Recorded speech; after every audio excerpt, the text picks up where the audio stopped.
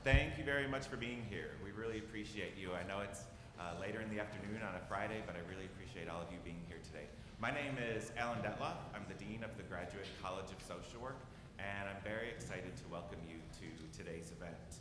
At the Graduate College of Social Work, our mission is to prepare students to address some of the most complex challenges in our society, and we know that domestic violence is certainly one of those. So I was very excited and thrilled to be partnering with the Harris County District's Attorney's Office on this really important event today, Breaking the Silence, Surviving Domestic Violence in Harris County. I want to give a quick thank you to Ebony Fleming with the District Attorney's Office for everything that she did to make this event a success. Everyone on our staff at the Graduate College of Social Work and all the amazing panelists whom you're going to meet in a moment. So in addition to preparing social workers to address challenges in our society, the real driving force that impacts us as a College of Social Work, and is really behind everything that we do, is the realization that we live in a society where there is not justice, where there is not equity and opportunities, and there's not equality in outcomes. So the real force that drives what we do as a College of Social Work is our bigger vision to achieve social, racial, economic, and political justice for all. We know that domestic violence touches all segments of our community, but like many other issues, its effects are amplified in historically oppressed and marginalized populations. What we really need to do is look at domestic violence through a lens that considers things like poverty, race, economic status, so that we can develop more effective ways to educate the community about available resources and respond. And I'm excited to say that that's what today's event is going to focus on. And now it's my great pleasure to introduce Honorable Harris County District Attorney Kim Ogg.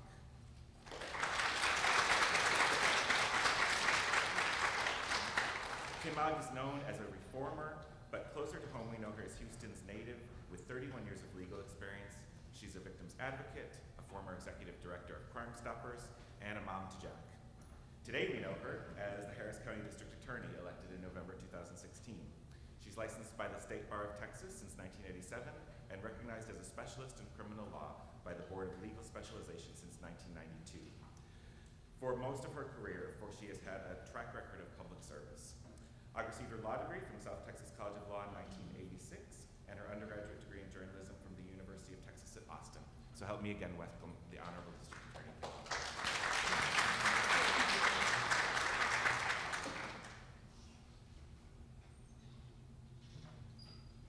Thank you all. Thank you, Dean Detloff. It is my privilege to be here today. A point of personal and professional philosophy. There can be no social justice reform without criminal justice reform. This means pursuing an agenda of public safety that protects the process in every single case for the victim, the accused, and the community. Domestic violence presents unique and very specific challenges to our community. So I am thrilled that we were able to partner with the University of Houston, where my son Jack is a sophomore, and allegedly in class today. So it is our pleasure because it doesn't just start here. Domestic violence is not something that begins in college like other changes. Some of us have come from situations where we may have personal knowledge about it. Some of us may have lived in communities where other families experienced it. But at college, when you are on your own, really for the first time in your life generally, there are new challenges that we may face. And we want to make sure that students, through the help of professors, the School of Social Work, police, and the DA's Office of the Victims Resources individuals that you'll be hearing from, give you the tools so that you know what to do should this happen. And I think if we can do that, then we'll consider ourselves successful today and well prepared for what we know is an ongoing problem that may not be solved, but we can absolutely reduce the negative impact. So our panelists today are each armed with their experience and passion, and they hope to help you and me better understand how to be advocates for our friends, our families, and ourselves. Domestic Violence Month is not just about awareness. It's about action. This is a hard topic for a lot of people to discuss. Maybe it makes folks uncomfortable. Maybe it's too close to home. Maybe it makes you angry. I know that every time I see a case come through, whether it's midnight or 4 in the morning or 10 a.m. and it's a domestic violence case, it's upsetting. And when a homicide is the end result, generally I turn to the experts, the passionate, dedicated lawyers, victims advocates, investigators, and administrative assistants that our office employs, because those are our people on the front line. And you're going to hear from some of them today. Today, it is my pleasure to share with you some members of my staff, the next one who serves a critical role from my perspective. Her name is Celeste Byron. She's joined by other members of my staff who I don't want to leave out. I know they're going to be introduced later. But when I was trying to think of what the district attorney could do, this age-old problem, how can I make a difference? I decided to do what I've seen other people do. Hire somebody really smarter than me, maybe as passionate as me about this topic, and dedicate her full time. And that's why I found Carvana Cloud. So she is accompanied by another longtime lawyer in our office, extremely experienced and very dedicated in the sexual assault arena in prosecution, and her name is Traci Bennett.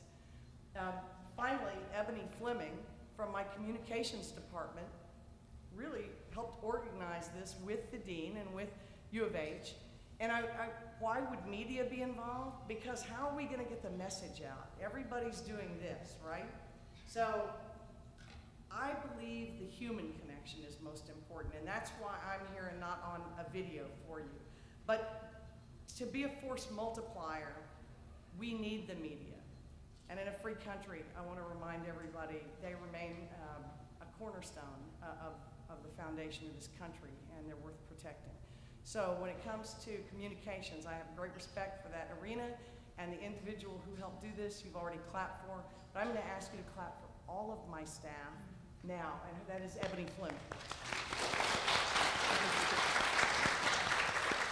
All right, so just a little bit about Celeste Byron. She's a lawyer, been with our office decade? So where does the time go, right?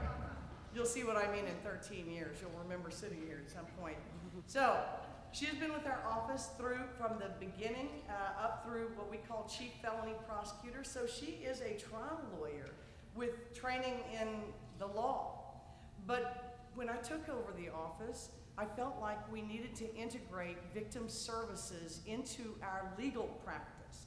After all, prosecutors are really part of a law firm, the largest law firm in the greater Southwest, and one of the largest public law firms in the country. Not the largest law firm, but the largest public law firm.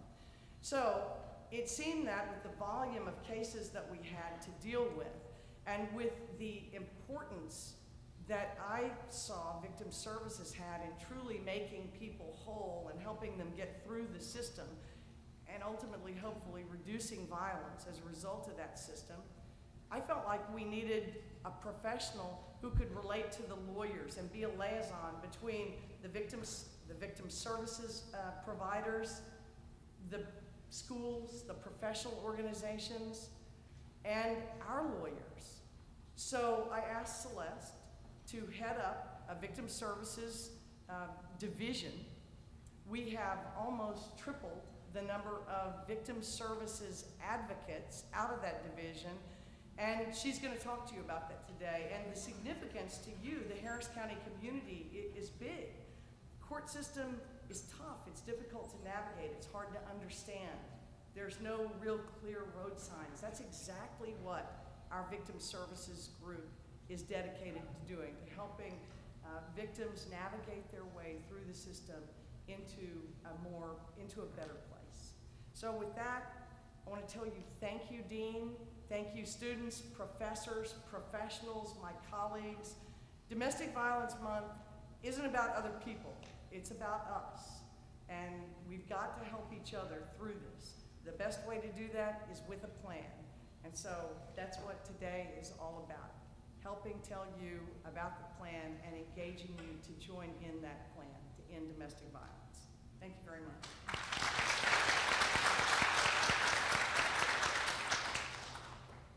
Thank you, DA Ogg. We appreciate you being here today. Can everyone hear me? Yes? Good afternoon, everyone. It is an exciting time to be here in Harris County. I am just thrilled to be a part of this event today, and I am excited to tell you about the changes that we have had at the Harris County District Attorney's Office and our Victim Services Department. As you heard DA Ogg say, through her and her administration's support, we have been able to grow tremendously the number of victim assistance coordinators that we have. When I started as a prosecutor, we had 5 or 6, and so it was one of those things that I almost felt bad to, infringe on their time because I knew that they were so strapped and they were working as hard as they could. But now we are in a position that every victim in Harris County can hear from one of their victim assistance coordinators. Within the first 72 hours of a violent crime being committed in Harris County, their assigned victim assistance coordinator will reach out to them, make contact with them, let them know what the resources are both within our office and with our partners in the community. That is such a tremendous thing. And what does that mean for victims of domestic violence?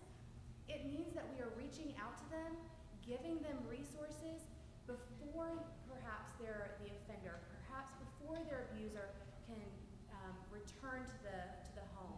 That means that we have an opportunity to possibly break that cycle of violence. And if, as so often happens for so many complicated reasons, the victim recants from the very beginning because they're concerned about their safety, they're concerned about their family, they don't know how they're going to put food on the table.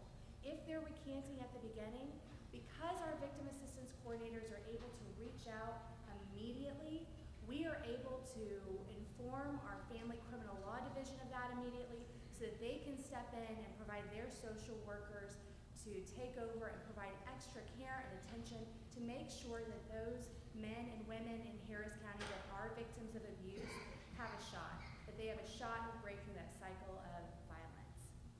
What else are we doing in victim services to keep our victims safe and to provide them the resources that they need?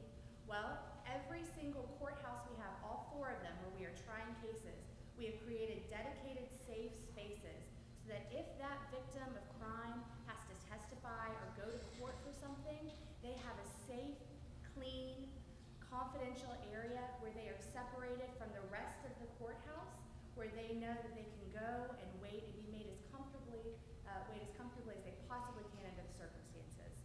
Additionally, we have 2 dedicated victim assistance coordinators who are assigned specifically to our family criminal law division to work with those victims of domestic violence who have been strangled as part of that particular crime. Because we know in those cases that there is an increased incidence of lethality, and we want to make sure that victims of domestic violence understand their value and to understand that we are here for them and that we care about their safety and their futures. So those are just a few of the many exciting things happening in our Victim Services Division today. I encourage each and every one of you on your way out to stop at the table outside. We have lots of information about our division and what's going on in the Harris County DA's Office Victim Services Division. But additionally, there's also a table being manned by the Harris County District Attorney's Office's Family Criminal Law Division. I know that Hawk has a table, I know that HPD has a table, and that the U of H College of Law, you can become a lawyer, College of Social Work has a table out there as well. So please take your time, stop by, grab some swag, grab some flyers. You may find something, for those of you who are social work students in the room, something that catches your eye in a future career path. So I encourage you to do that on your way out. I would like to now, introduce our moderator today. I am so thrilled to introduce to you Syan Rhodes. Syan Rhodes, she joined the KPRC 2 News team in July of 2014. She is a native Houstonian who grew up here in this town in the Sunnyside neighborhood as well as the 3rd Ward neighborhood.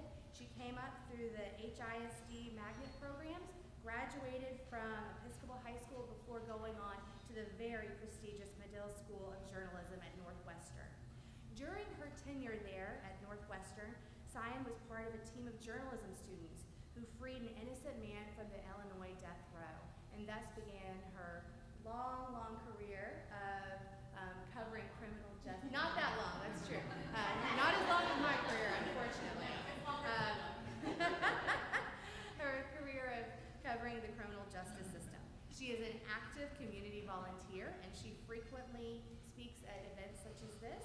And what she enjoys most about her career in journalism is that she has the opportunity to right wrongs.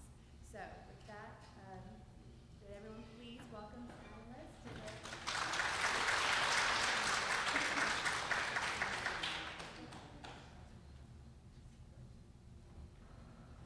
Technology at me, really? Good afternoon, everyone. Thanks so much for having me. I'm getting over a little bit of what's been going around, so if my voice sounds a little shaky, I apologize. It is definitely my honor to be here with you today for this important discussion. I'm going to begin with the introduction of our first round of panelists for part one, which is identifying and coming forward. So I'd like to begin introducing and have our panelists join me as I read their names. Amy Smith. Amy Smith has spent her career as a victim advocate here in Harris County, working in the Harris County District Attorney's Office Victim Witness Division, Crime Stoppers of Houston, and now with the Harris County Domestic Violence Coordinating Council. She's been involved on several local and statewide committees focusing on all types of victim-related issues. She's presented at numerous training sessions for prosecutors, law enforcement, community agencies, and community groups at the local, state, and national level. Please give a big hand for Amy Smith. Maisha Coulter. After returning to AVDA in March of 2012, Maisha was named Director of Litigation and now directs the agency's Legal Advocacy Program. She has directed her personal and professional life to advocating for the needs of children and families in crisis. After attaining a dual bachelor's degree in social work and public policy, as well as a master's in social work from New York University, Coulter became a licensed social worker in Brooklyn, New York, where she tirelessly worked with children and families involved in the Child Protective Services. After a few years, she pursued her law degree from Rutgers University, graduating in 2001. In 2003, she moved to Texas, learned about AVDA, and reached out to the executive director's volunteer, and was instead hired as the agency's only staff attorney in 2004. She remained with the agency for almost 4 years, returning in 2012 to lead a staff of attorneys and paralegals in charge of fighting on behalf of victims of abuse in Harris County. Please welcome Maisha Coulter. Deborah Moseley is our next panelist, Executive Director of the Bridge Over Troubled Waters, and a veteran in the field of domestic and sexual violence, having dedicated over 33 years to this work. Deborah began as a volunteer at the Bridge in 1987, alongside her mother and grandmother. In 2003, she became the Executive Director. Her expertise and passion for the agency and the impact it has on the community, along with her social work license, has given her the opportunity to work with, educate, and gain knowledge from clients, business partners, and other outside agencies. Deborah is a board member of the Harris County Coordinating Council and an executive board member of the Pasadena Chamber of Commerce. She is also a member of the Texas Council on Family Violence, the Harris County Adult Fatality Review Team, the Pasadena Police Academy Training Review Board, and the Bridges to Life Prison Ministry. And last but not least, please welcome Donna Amtsberg. Donna has a BS degree in psychology from the University of Houston. She has her clinical license and a master's degree in social work from the Graduate School of Social Work at the University of Houston, and is EGALA, E-A-G-A-L-A, y'all know what it means, right? Certified. She currently is a clinical assistant professor with the Graduate College of Social Work, as well as the director of Trauma Education Program. She began working with the survivors of domestic violence at the Houston Area Women's Center back in the early 1990s. She is currently on board of the Harris County Domestic Violence Coordinating Council. Donna is in private practice and specializes in equine assisted psychotherapy, certified in the EGALA model, served on the University Committee for EGALA. Her current research interests are the prevalence of ACE scores among family violence survivors and their children, imposter phenomena, and she's currently working with the Bridge in Pasadena, evaluating the impact of Bridging the Gap housing program. A big round of applause for all of our panelists. We're going to begin with a video from a survivor. Please take a few moments as we listen to Jillian Simmons.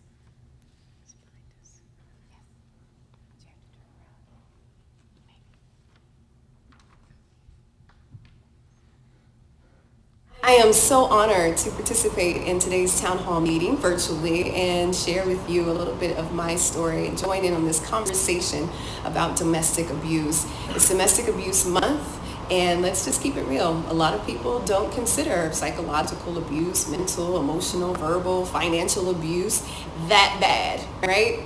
And we tend to focus so much on the physical abuse, but we forget that these are the things that lead up to physical abuse, and there are these signs, these red flags that we must pay attention to. And the two relationships that I was in that were emotionally and mentally abusive, I saw the red flags, I saw the signs, and I ignored it. And the biggest sign that I ignored was my intuition. And I will speak for the rest of my life, encouraging women and men for that matter to trust your gut. There are certain things that you feel, that you know, if this doesn't feel right, how they speak to you, how this person treats you in public versus how they treat you at home. You know, these are the red flags that we must take a look at. I also want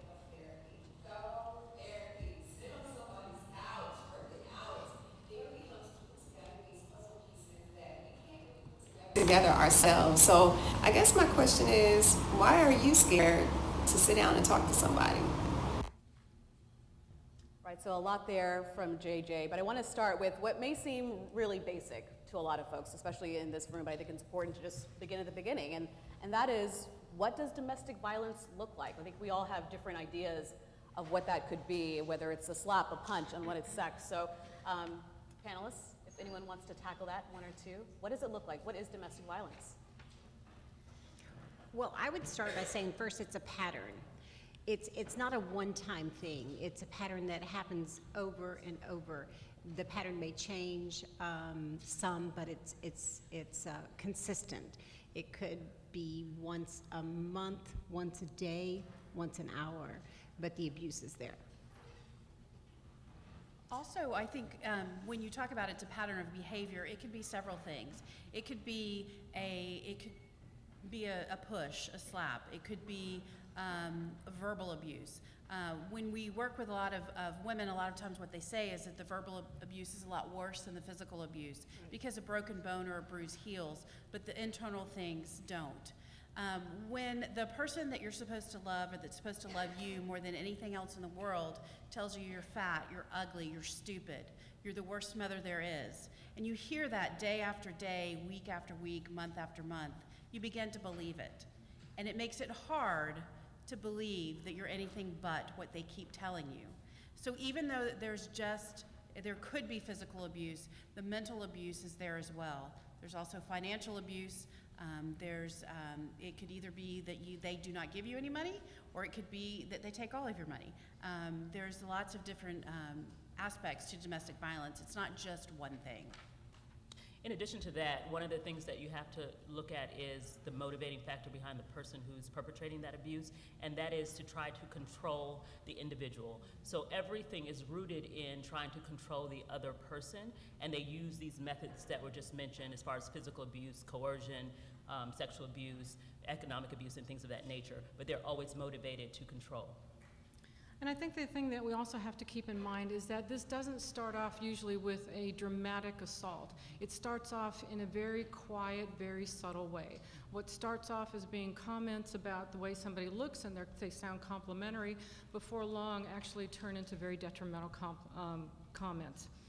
And so I think we have to be careful about the fact that everything that we've set up here so far is absolutely spot on, but keep in mind that it starts off very slowly and very gradually. What are some of the reasons that are common and why people don't come forward once this begins? Maybe they think, oh, it's just a one-time thing. Then there is a pattern, as you mentioned, that gets established. Why even when it's happening over and over, do some people feel like they can't come forward? Well, first and foremost, domestic abuse is a crime of secrecy. Oftentimes it is happening behind closed doors, and as Donna indicated, is subtle. Most of the time, the person who is perpetrating abuse is the person that person loves. They don't just meet and someone starts to, physically assault them or abuse them. They are treated in a way that is loving, or at least in the eyes of the person who's being ultimately victimized, in a way that they seek love and they understand love. And so that person has the ability to engage their victim in a way that always leaves the victim with hope of having that loving experience that they initially had, that they sometimes see, even as the pattern of abuse begins and continues. So it's very hard for a person once engaged in this type of relationship to disengage and forget about the more positive experiences that they have with their abuser. I think some of the other things is there's fear. Leaving is the most detrimental time in a person's life if they're leaving an abusive relationship. Judgment and blame. She probably doesn't think anybody's going to believe her. She's lived it so long, and everyone has to see it's happening, but nobody's ever come forward and said, can I help you? So she feels that she would be judged not only by her family and friends, but by the police, by the police department, by the criminal justice system, anybody that she would speak to. And then also because they're traumatized.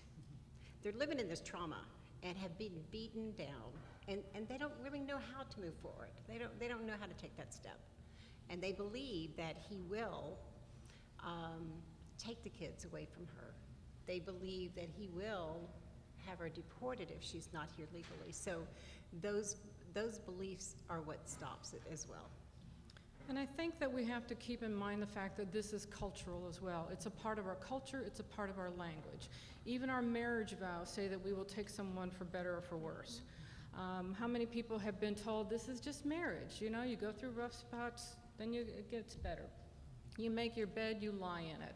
We've all heard those old adages for a long time, and that just reinforces that position of being a victim, which is one in which there's very little, if any, power to it. And there's also the fact that there's the concern on the victim's part that they will be seen as an equal participant, or they will be seen as someone who actually encouraged the violence because it's something that they ultimately enjoy. And I'm not sure I've ever talked with anybody that enjoys that kind of behavior. And also, it depends that this might be what someone considers normal. If you've grown up in an abusive relationship and that's all you know, I mean, let's face it, how do you learn how to have a relationship? You usually learn from your family. If you grow up and you think that it's normal, then it's going to be normal. Also, I guess to really answer your question is why, for every person that is a victim and a survivor of domestic violence, they have their own reasons. We're not here to sit and to say why you didn't leave, because you know what it is. As I often tell people, especially when I do trainings to all sorts of people, the strongest person in the entire world is a domestic violence survivor, because they did what they had to do to survive. And we can't judge them for that. We can just support them because they survived. Once they get to a point where perhaps they feel like their lives are in danger, their children's lives are in danger, maybe they've finally gotten to that place where I need to do something, but what does that something look like? What is the best first step, or is there one way to do it versus the other that's better? What we've learned through different community safety assessments is that there's lots of avenues. There's no wrong door to walk into. You can make a call to a domestic violence hotline. We have several domestic violence agencies in our community. There's the National Domestic Violence Hotline. It could be that the police are involved. It could be that someone called 911 because they witnessed an assault, and then the police show up and you become involved in the criminal justice system.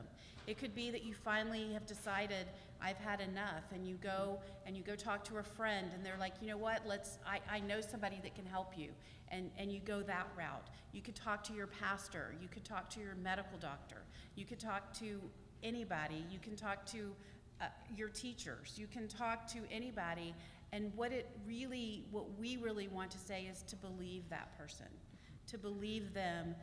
You don't have to become an expert in domestic violence, because there's plenty of people that are experts in domestic violence, but believe and refer them to somebody that can help them.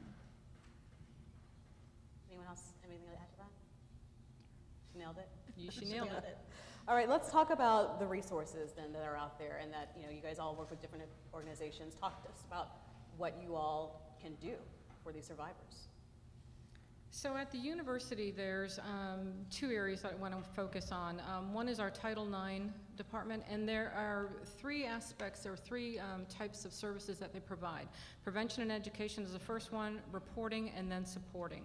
And so the U of H Wellness Center has a sexual violence prevention and education department in which they provide workshops and awareness programming for students that have been victims of sexual assault. They also provide sex education, healthy relationships, peer leadership, that kind of thing. The Title IX office is also responsible for reporting. So they have an equal opportunity services department that reports on cases of discrimination and also sexual misconduct. And then the Women and Gender Resource Center has a sexual misconduct support services in which they support not only students but also faculty and staff. It's a confidential service, and it allows for the reporting of sexual misconduct. And then at the Graduate College of Social Work, we also partner with many community agencies that provide direct support and indirect support for victims of domestic violence. And so we work with the Bridge, we work with the Houston Area Women's Center, Fort Bend County Women's Center, Montgomery County Women's Center, the Harris County Domestic Violence Coordinating Council. Those all provide direct services. And then we also work with agencies like Star of Hope and the Women's Home that provide services for domestic violence victims in addition to many other services. So we provide direct service to a victim. So they can call on our 24-hour confidential hotline, and we don't require any reporting to anyone. We don't report their names as a victim. So once they come in, once they can start calling and just having some confidential conversations with our hotline advocates, it kind of sometimes gives them a little bit more knowledge of what they're going through first, that they're not alone and that they're not being judged, and that if they need a place to come, that there are places to come. So we have both residential and we have non-residential.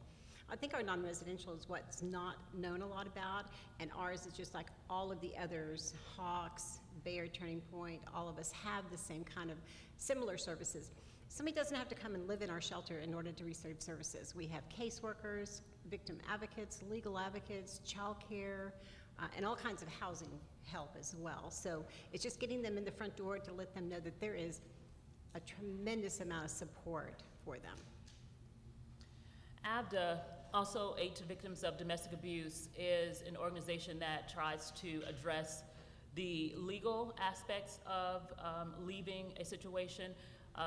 We also try to address the issue regarding perpetrators. So what we do is we provide free legal representation to victims of domestic abuse in the family courts. We help them to obtain divorces, custody, child support. We also help them to achieve getting a protective order in the dedicated 280th, the Family Protective Order Court in Harris County. We do this as well in Fort Bend County. On the other side of our agency, we work with offenders. We have what's called the Batterers Intervention and Prevention Program. It is an 18-week long program. It's psychoeducational, and the intent is to hold abusers accountable. Many of the people who are participants in the BIP program are involved in the criminal justice system. They have been held accountable and prosecuted for assault to family members and other crimes related to domestic abuse, and they are required to attend that 18-week program. We ultimately report back to courts and to probation, and in some instances parole, as it relates to the participants in our BIP program. In addition to helping victims in court, we also provide trauma counseling. So we have one-on-one counseling for our survivors who are being seen with our legal department. We run support groups for that population. We run support groups for individuals who have been involved with CPS and their children have been removed from them, and they are ultimately trying to get their children back. Most of our CPS support groups are there because the children witnessed the domestic abuse between the parents, and they were ultimately removed for their safety.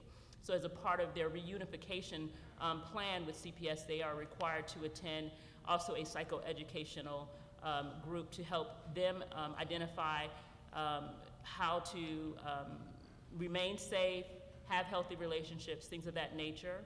We are out in the community working in regard to prevention. We do several programs that help to identify healthy relationships with students. So we're at area high schools.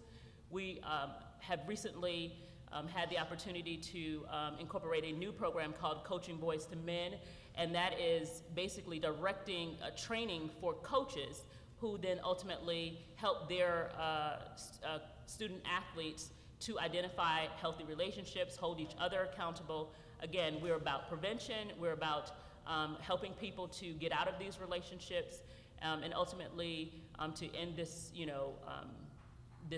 this system, this problem that is pervasive in our society.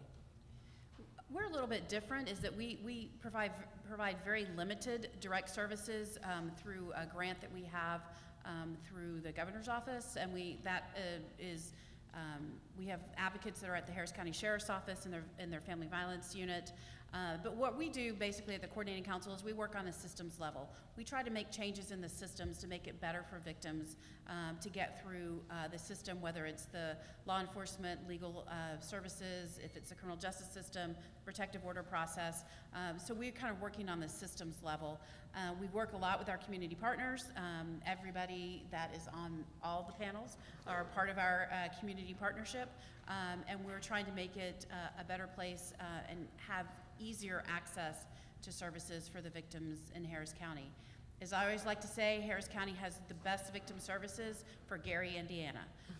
We are not Gary, Indiana. We're the third largest city in the nation, and we should have services that reflect that, but we don't. And so we are all trying the best that we can. We all work together, and we just are plugging along and trying to do the best that we can with the services that we have.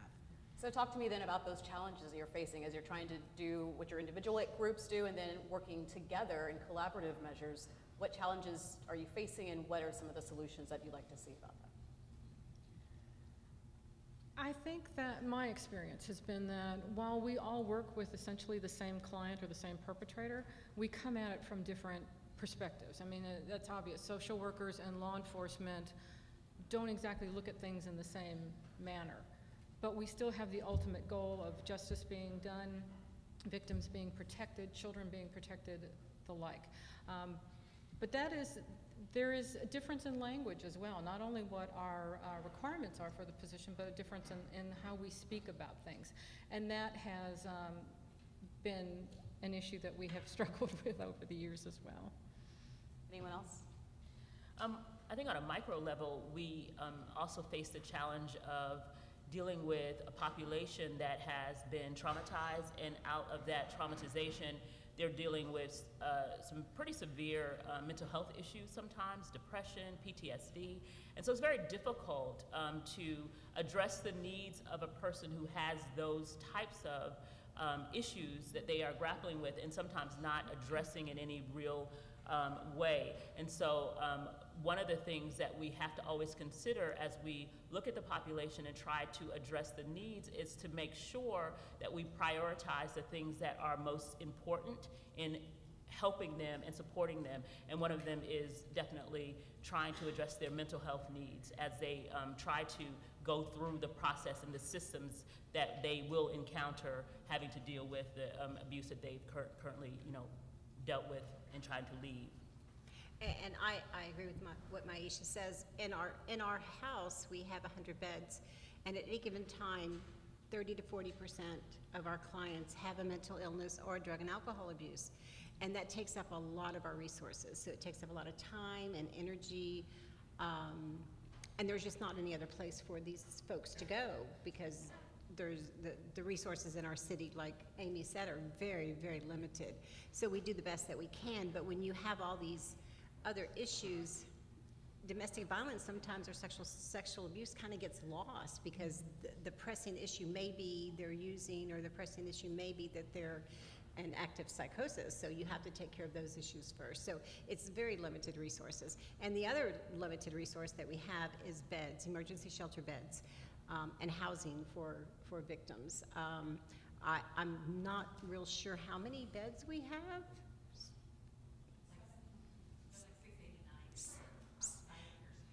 Okay, 689, so that's Montgomery, Fort Bend, Galveston County. And I was told recently that if we had 5,000 beds, that was 5,000 beds, emergency shelter beds, we would have enough. And we will never be there. One of the other things is that the community at large needs to be able to recognize that there are resources, as limited as they are. Oftentimes, I meet people or encounter people in different situations, and they have never heard of my organization, other organizations that address the needs of this particular population. Again, that crime of secrecy makes it very difficult for people to recognize or acknowledge that these things are happening. And then on top of that, when they do encounter the issue, they don't know where to go.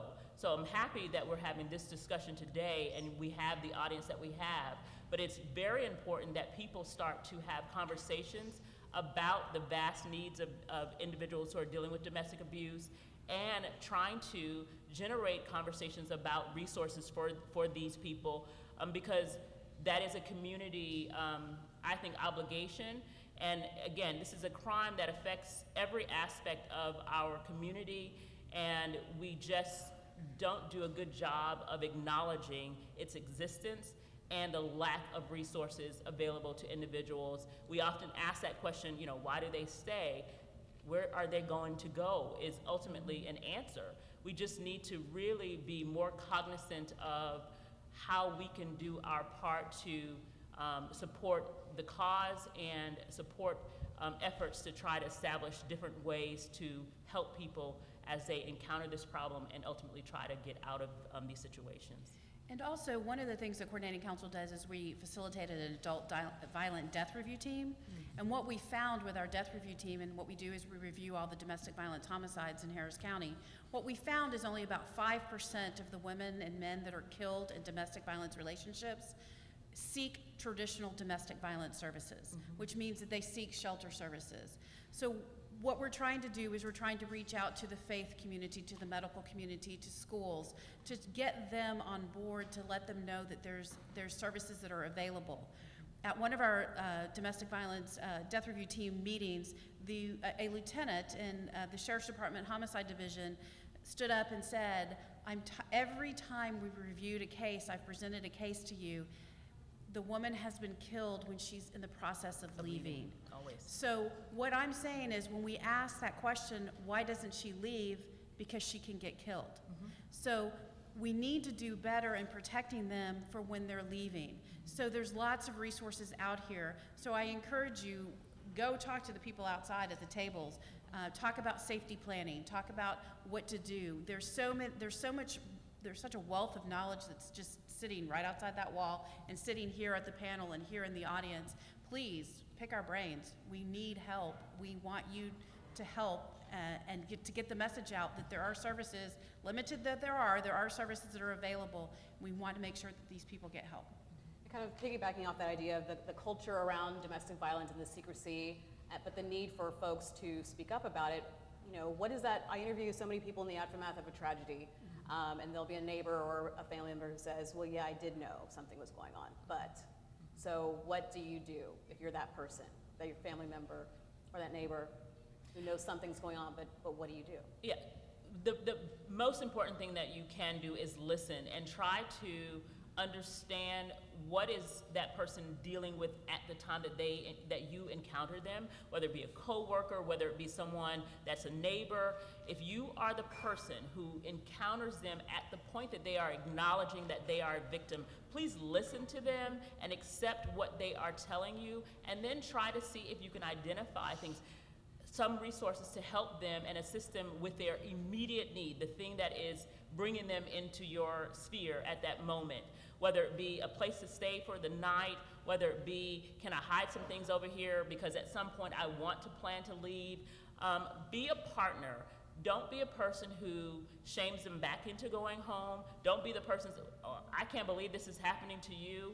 If they're telling you it's happening to them, it's happening to them. So be responsive to anyone who makes an outcry to you, and do your level best to find resources, even if it's just Google. that is a way to find information that is at the ready and can ultimately point you in the direction of individuals who may have much more knowledge about the resources that are out there that can assist this person along the way.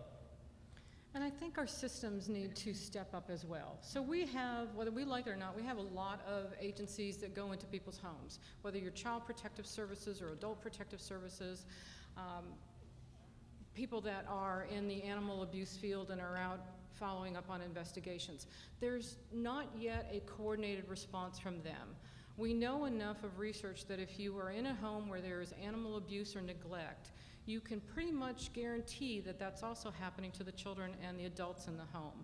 But we don't have a way for SPCA or Humane Society workers to really call in a report. We don't have a central line in that respect. CPS workers, the same thing. If you're seeing that animals are abused and you're already there for child abuse issues, you can pretty much guarantee that the adults are having issues as well. And so eventually what would be I think one piece is that we really need to focus on the different systems in our society to start to be able to report together and to work more closely. I would also say, piggybacking on you again, know this number, 1-800-799-SAFE, S-A-F-E, 1-800-799-SAFE. That's National Domestic Violence Hotline. I have a hotline, Hawk has a hotline, we have lots of hotlines here. But if you can just remember one number and that person says, I don't know what to do, can you help me? Just say, let's make this phone call together. And to believe and not judge. And if we can come full circle to some of the things that JJ talked about in terms of stepping forward, seeking help, even seeking therapy, what's the one piece of advice that you would give to someone who's in this situation but hasn't come forward yet? We'll start at the end. Talk to somebody. Just let people know what's going on in your life, and you will find people want to help, and individually and collectively we want to help. And our hotline, the National Domestic Violence Hotline, all the hotlines, all services are free and confidential. So that's, and I just want to go back to one thing that JJ did say when she was talking too about that fear. You know, that fear. There's a book called The Gift of Fear by Gavin DeBecker. And if you've never read that book, I read that probably 30 years ago, and so much of that I use today, but it's that we have that fear, we have that gift of fear. So when they're saying that they're in fear, believe it. Yeah, when someone tells you, believe them and try to do your level best to help them in whatever way you can. But for the person themselves is communicate, talk to somebody, find an ally. If you have been isolated, when you do get the opportunity to encounter someone, whether it be a stranger, say something. And know that you're not alone. You're not the only one suffering through this, that there are other people that are out there, but there's also people out there that are gonna help. It's not just you. You know, we all think, okay, it's just me, I'm just feeling this way, it's just happening to me. It's not. It's happening to thousands and thousands and thousands of women, men, and children out there. So you're not alone. Talk. If you're a friend, recognize, respond, and refer, which is, that's the only thing you remember besides the National Domestic Violence Hotline. Respond. Give them assurances that you believe them, recognize it, and then refer to so many different agencies that are out there, because that's what's really important. But as I said before, you are the only person that's an expert on yourself. I can tell you what to do, but I'm not an expert on you. I would like to be, but I'm not. Because let's face it, if people would listen to me, life would be much better. It's not. But again, you are the expert on yourself. You know what you can do, you know what you need, but let people know. And there are people out there that are here to help. All right. Well, thank you, panelists, so much. A big round of applause for our group here today. Thank you. All right, I'm going to head down because that's where my bios are for the next round. So, round 2, get ready for me to call your names. Ebony, should we take our names? Our next panel is Seeking Justice and Life After Abuse. So joining us for this part of the discussion, we have, you've already heard from, Carvana Cloud. She is a zealous criminal trial attorney born and raised in Houston, fluent in Spanish. Carvana graduated from the Kincaid School and received her Bachelor of Arts degree from DePaul University and Doctor of Jurisprudence from the South Texas College of Law. Currently, she's the Division Chief of the Family Criminal Law Division of the Harris County District Attorney's Office, which is, of course, the nation's 4th largest district attorney's office here in Houston. Recognizing that domestic violence is a significant crime driver in communities, Carvana is committed to improving public safety by employing innovative prosecution strategies designed to ensure victim safety and enhanced offender accountability. In her current capacity, she manages a multidisciplinary team of prosecutors, criminal investigators, social workers committed to seeking justice for victims of domestic violence. Please give a big round of applause for Carvana Cloud.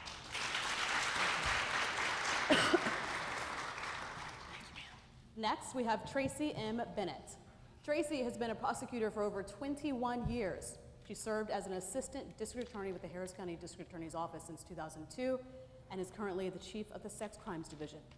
In her prosecution career, she has first chaired over 100 jury trials, many of which were murders and capital murders, as well as multiple adult and child sex assault cases in both Texas and Louisiana. Traci was admitted to the Louisiana State Bar in 1996 and the State Bar of Texas in 2002. She received her JD from the Paul M. Hebert Law Center at Louisiana State University. She received a BS cum laude at Louisiana Tech in 1992. Traci has served on the faculty of several state and national prosecutor seminars and will be serving as an adjunct professor at the University of Houston Law School for the spring semester. A big round of applause for Traci and Bennett. Next, we have Lieutenant Julie Pleasant. Julie is a native-born Houstonian, 4th generation peace officer and a 21-year veteran of the Houston Police Department.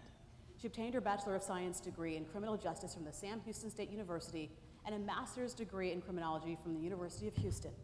As lieutenant, she is in command of the HPD Victim Services Unit, which is dedicated to addressing problems victims face in the aftermath of violent crimes. That unit exists to provide assistance and support to victims on their road to recovery.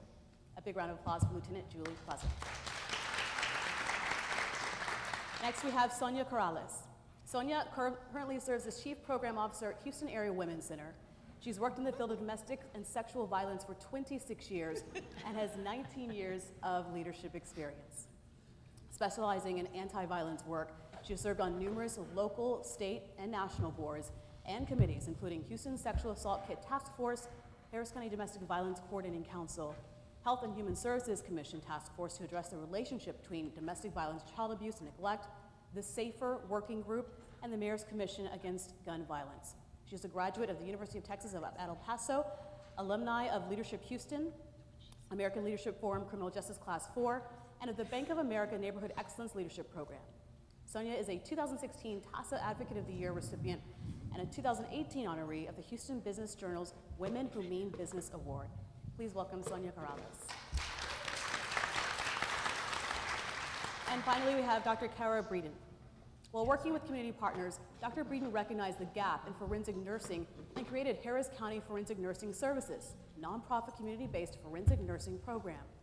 In addition to being this Chief Executive Officer, Dr. Breeden is also a Texas Association Against Sexual Assault board member and previously served on the boards of the International Association of Forensic Nurses and is currently on the ballot for the president of that group. She has served as board liaison of the Strangulation Task Force, Title IX Task Force, and the Suspect Exam Task Force. She serves on the policy committee for the Texas Council on Family Violence and is currently the IAFN Texas Chapter President. Please welcome Dr. Khara Breeden. Okay.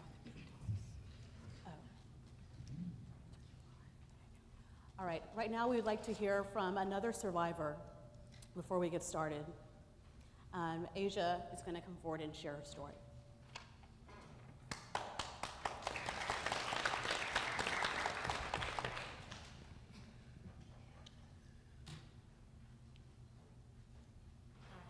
Can you guys hear me?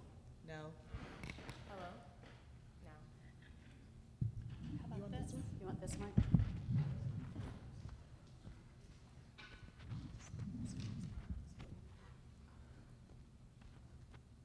Can you guys hear me now?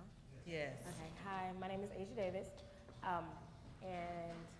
thanks for having me today. I moved down here from Chicago in the beginning of 2016, just trying to, get my life in a different direction, grow my career. And when I got down here, I moved down here with, honestly, nothing. All my stuff was still in storage in Chicago. But somehow or another, I worked really hard and I landed my dream job. And everything kind of was just going in a good direction. And I prayed to God, I was like, send me a good man too. So, so when I started dating the person who I fell victim to, I thought he was a godsend. And when I started being verbally abused from him, I kind of really didn't think too much of it. Just, oh, he's angry, or oh, I was working late, so maybe he was a little upset. But it kept going and going. And I remember one time I was in a car and it was terrible what he was saying to me.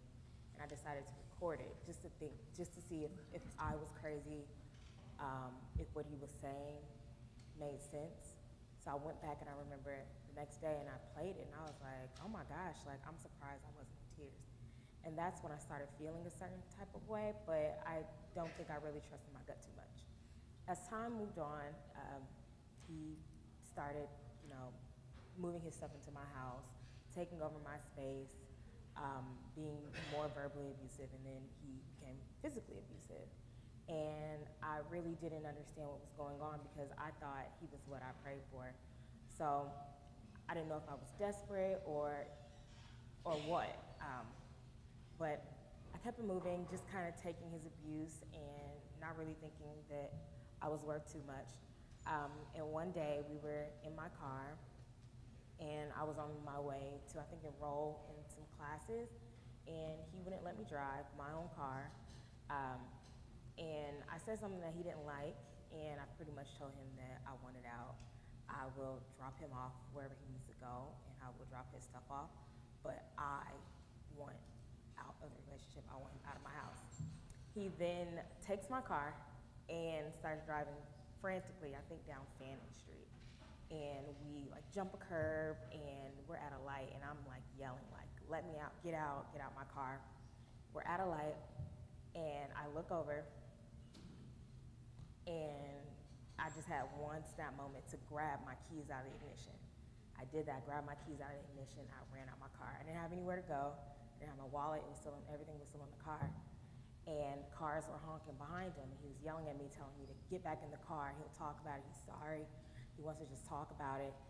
And I remember there was a car. All the other cars were going around him, but the car that was right behind him wasn't moving. And I was just like, I might need to get back in the car because I'm causing a scene. And they're the ones, they have been following us. They saw him hit me in the car. So they called the police and they started following us until I jumped out the car, which they didn't even know that I was gonna do. Once the police arrived, I was kind of even trying to lie and not really say what was going on, but they had already given their statement saying that they saw him hit me. So I reluctantly was brought out of a situation that I didn't even realize that I was in, and it got that bad because I had planned on taking him back. I just in that moment didn't want to deal with it.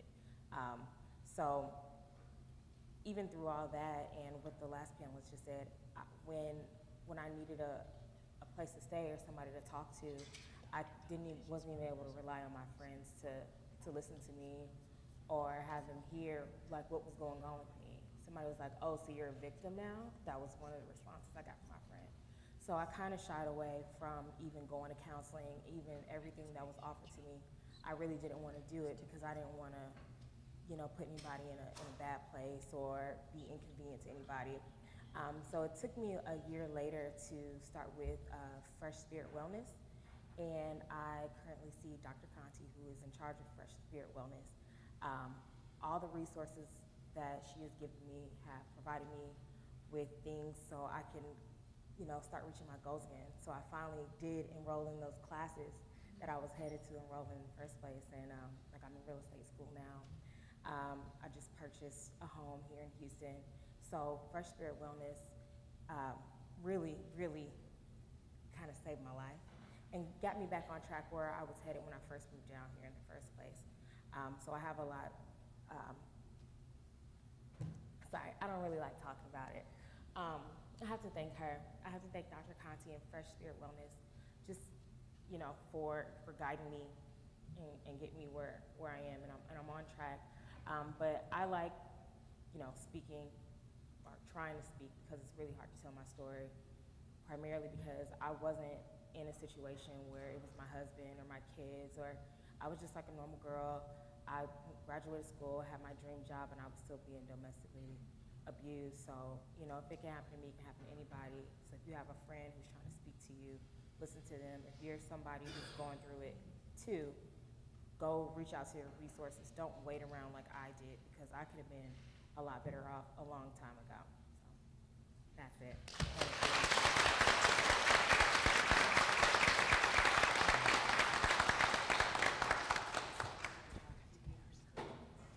Can we get another round of applause for Asia for being so brave? Thank you so much, Asia, for sharing your story.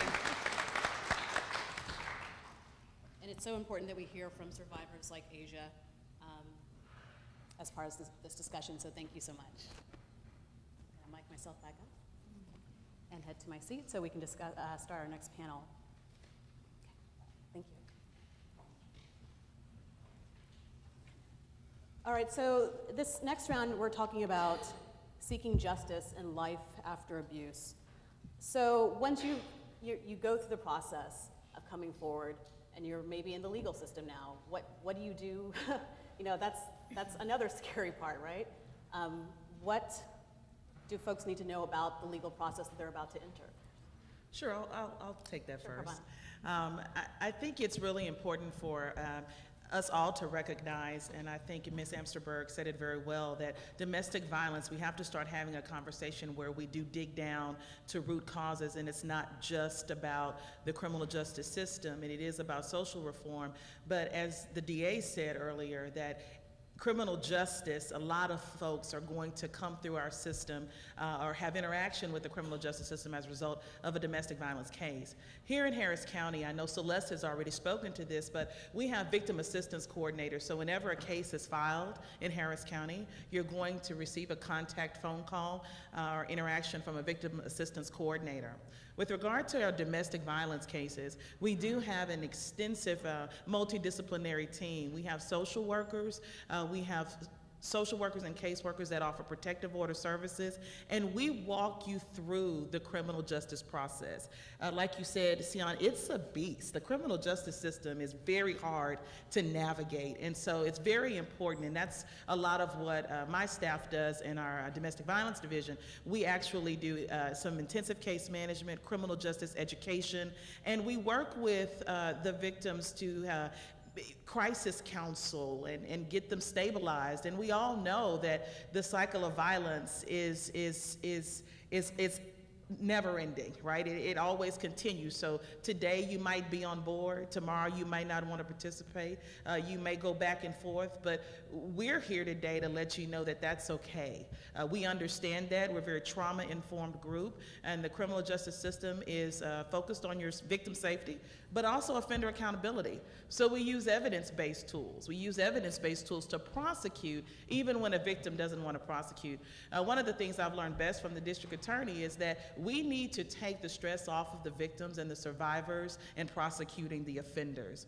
We are smart enough, there are enough tools out there that we can be able to protect victims and hold offenders accountable without stressing them, because they are where they are, and we're not passing judgment, as Amy Smith said, but we're just there to support them. So I'm very excited about that, offering those types of services, and we can talk about that a little bit more later, but we do have a very robust division of services in the district attorney's office to help victims.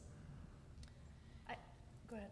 I was going to follow up with what Carvana said. The Sex Crimes Division as well has a multidisciplinary team approach to our cases.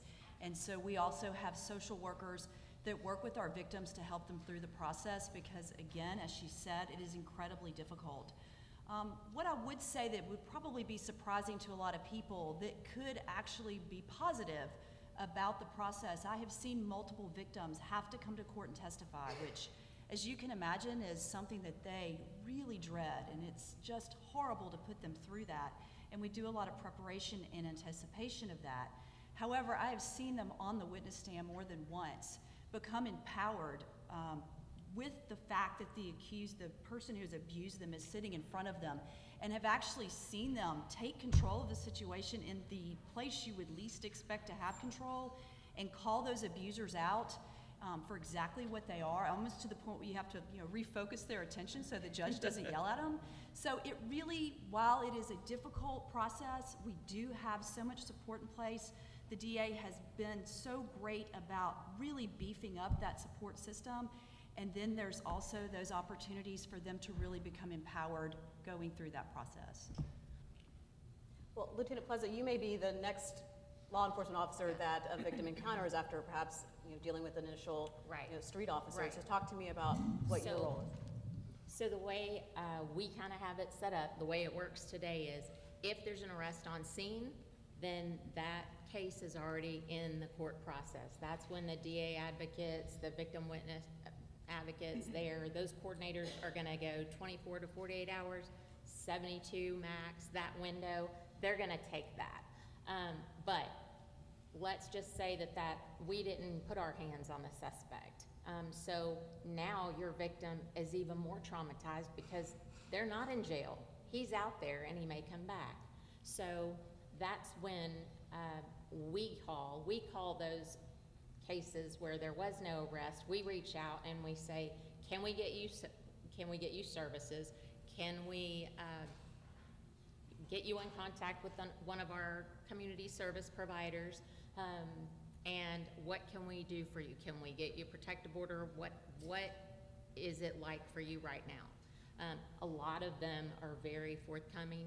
We've got some that say, look, I've co-signed his car and his phone. I can't leave. But what I can tell you is we now have also increased our manpower, our staffing.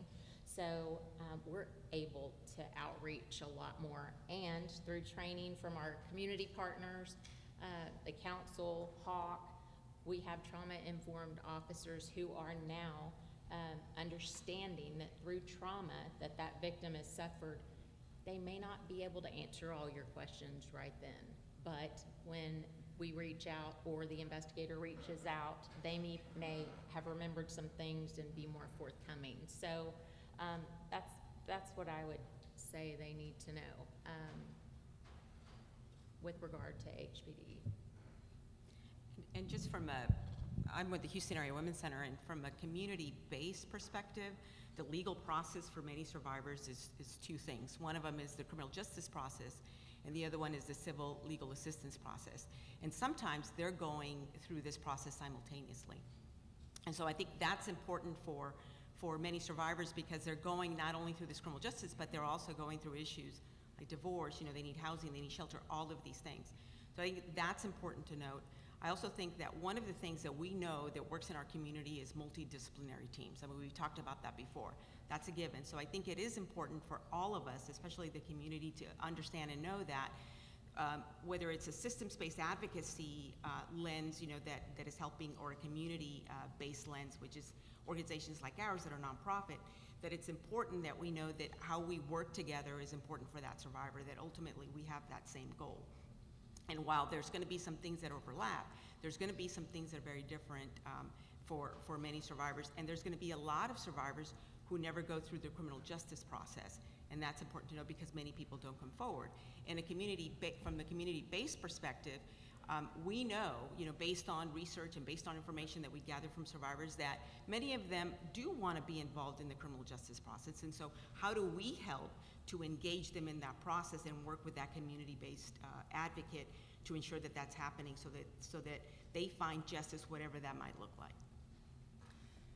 From the forensic nursing and healthcare perspective, it becomes quite difficult because the patient often arrives to maybe an emergency room or some type of a healthcare facility seeking care for injuries or a number of things that we know they're at risk for. And unfortunately in our county, it's really kind of hit or miss in regards to where they're going to show up and what kind of care they're going to get. So just from perspectively speaking, currently at this time, Harris Health, my colleague Sandra Sanchez runs the program at Harris Health, and they're the only program in this whole Harris County area that currently sees victims of domestic violence from a forensic standpoint, which is very commendable, but it's something that we all need to shoot for in regards to the medical piece, right? Because we know that they have medical needs, we know they have forensic needs, and to be able to train and educate and have good forensic care so that we can link them into other community service providers and hold their hand through the criminal justice system so that maybe they're not so scared calling law enforcement, sit there with them while they decide to do that process. It's really important from a community standpoint that we do that, but I think from a medical standpoint, there's a real gap there that we're really trying to work on closing by working closely with our partners. Talk about some of the issues with when you do have a victim who's deciding to press charges or to file charges. You know, oftentimes, again, out covering the aftermath of a tragedy, and well, yes, she had just gotten a protective order. A lot of people don't realize that that's not necessarily going to save her life, or hasn't in this case. What are some of the issues that people need to know about in terms of when they decide to file? What does that really mean in terms of their process of being safe and getting help and getting out? Sure, and when you say file, are you meaning going ahead with criminal charges? Yes. Or I think that first and foremost, we want to make sure people are safe. So when I hear you say that, I think that we want to encourage people to report as much as possible. We do understand that there are barriers to that, and like Sonia always reminds me, everybody doesn't access law enforcement for help. And so I think people need to remember or take into consideration that we are here to help and we're here to protect. That is what you all pay us to do as public servants, as taxpayers, and that's what that is our goal. And so offender accountability, we will handle that. If you report and you tell us what happened, or the police officer goes out and does that investigation, we will pick it up from there. But I think it's important, if we don't know what it is, we can't help. So even if you don't access us through the traditional law enforcement channels, we are establishing a true coordinated community response in this community, where if you go through the medical, or if you go through the domestic violence service providers or a shelter, you're still going to get that access to criminal justice at whatever point you want. Everybody doesn't want that up front. But we've noticed that there were a lot of gaps, and victims, and unfortunately homicide victims, are teaching us very valuable lessons that prove that we need to fill in those gaps and work closely together with all of our partners, because you just never know when when you may encounter a victim who needs support and services.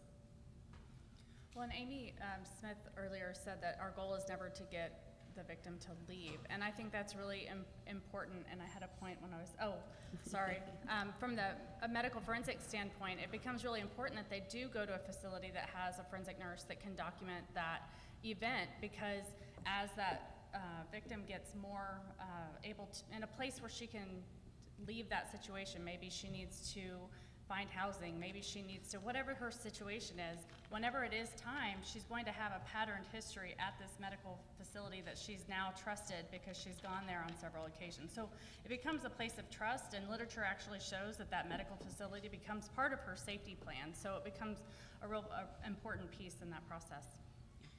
I think in addition to all of that, one of the important things to always remember is that while we have all of these systems and we have all of these places where people can go, we have to make sure that all of these places are ready to take in survivors in the way that is trauma-informed and that is client-centered.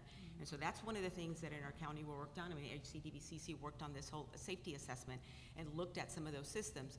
Are they policies, are there protocols in place? So when somebody is coming forward, that they're invited, so that they don't feel like they're they're being blamed for what is happening to them.